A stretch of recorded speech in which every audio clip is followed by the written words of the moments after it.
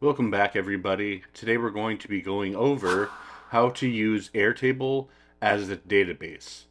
So the first thing that we're going to want to do is go to airtable.com and let that load. And then the first thing you're going to have to do is sign up for free.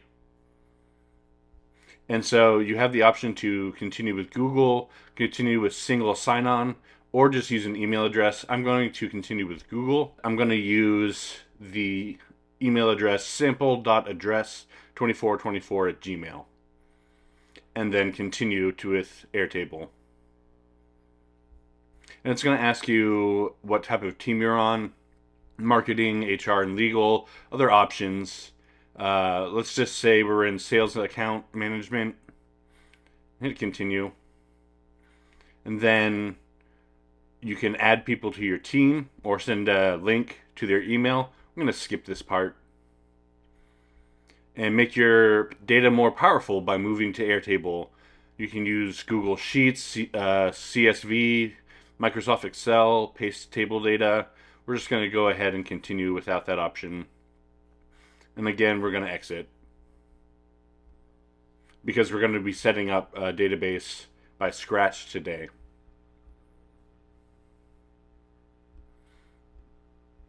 So, it's got already going for us a sort of spreadsheet here. I'm going to go back to home. So now that we're logged in, we're going to have options for creating databases. First one is you can start with AI, or you can start with the template, or you can actually start from scratch. Today we're going to start with the template. So click on that, and it's going to give us some options like business development, CRM, customer testimonials, some other options, and then you can explore more templates. I'm going to click that, and it's going to bring up a window with all sorts of different templates that you can choose from. I'm going to click on project management, and this will be a preview of what it'll look like with some insight maps and databases. I'm just going to come over to the left side here and hit try this template.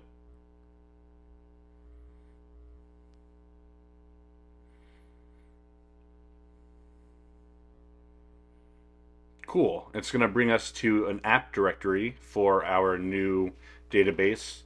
Over here, it's called Project Management.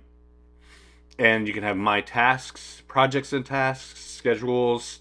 I'm not sure what Kanban is, but you have some options for how to set it up. But we're just going to go ahead and you go to Work in the top right-hand corner. And here it is, a template of My Tasks. It says view your projects and tasks which are in progress to do. And it's already preloaded some fields here like Infinity Finance, Research, Financial Tracking, Optimize for Accessibility, Collaborate with Nutritionists. And they're also up here. And they have, they're attached to different projects. And then we can go to all projects in the top right hand corner, and it's going to have a list of database tables. So we've got names here, status, tasks, start dates, deadlines. Similarly, there's another project for the Mars Explorer. That sounds like a fun one to me.